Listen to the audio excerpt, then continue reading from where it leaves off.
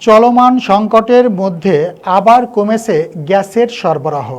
বুধবার রাজধানীর ফিলিং স্টেশনগুলোতেও দেখা মিলেছে তীব্র গ্যাসের সংকটের চিত্রের। কোথাও ফিলিং স্টেশন বন্ধ করে রাখা হয়েছে, আবার কোথাও গ্যাসের আশায় যানবাহনের দীর্ঘ সারি দেখা গেছে। একই সময়ে বাসা বাড়িতেও গ্যাসের চাপ এতটাই কম যে অনেক এলাকায় চুলা জ্বললেও রান্না করার সম্ভব হচ্ছে না। এতে ভোগান্তিতে পড়েছেন নগরবাসী।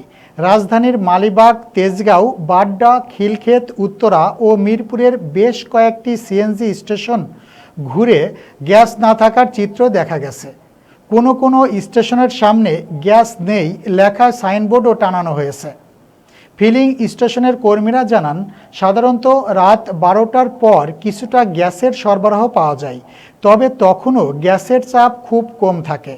বুধবার দুপুর পর্যন্ত স্টেশনে গ্যাসের সরবরাহ পাওয়া যায়নি।